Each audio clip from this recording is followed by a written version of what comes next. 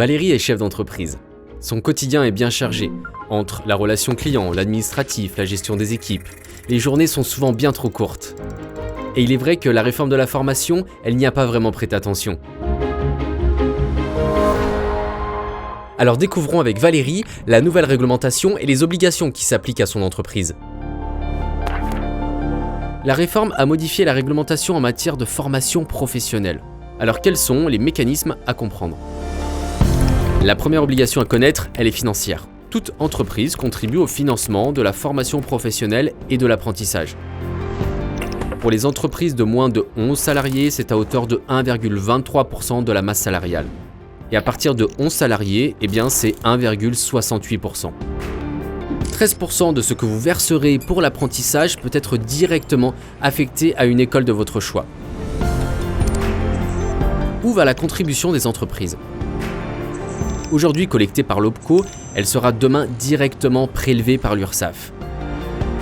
Les montants prélevés financent 5 dispositifs redistribués par France Compétences. Les OPCO, pour le plan de développement des compétences comme pour l'alternance, le compte personnel de formation des salariés ainsi que le CPF de transition, qui remplace le CIF. Et enfin, les conseils en évolution professionnelle pour les salariés. Autre sujet.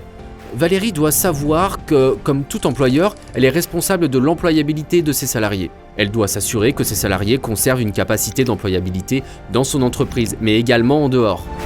Pour cela, elle doit à minima organiser tous les 2 ans, pour chaque salarié, un entretien professionnel et au bout de 6 ans, un état des lieux. Valérie devra s'assurer que pendant cette période de 6 ans, elle a bien fait bénéficier chaque salarié d'au moins une formation non obligatoire. Il est donc vivement recommandé à Valérie de rédiger un plan de développement des compétences, qu'elle transmettra à son OPCO pour bénéficier de financement. Et comme elle a l'ambition de développer son activité, dès qu'elle aura passé la barre des 50 salariés, elle devra présenter ses projets en matière de formation auprès de son comité social et économique. Pour maîtriser les mécanismes de la réforme de la formation professionnelle et vous accompagner dans vos démarches, CCI Formation Lyon, Saint-Étienne, Roanne est à vos côtés. Il n'y a plus qu'à passer à l'action. Découvrez toutes les formations en présentiel et à distance sur notre site cciformationpro.fr ou bénéficiez d'un conseil personnalisé adapté à vos besoins. Contactez CCI Formation au 04 72 53 88 00.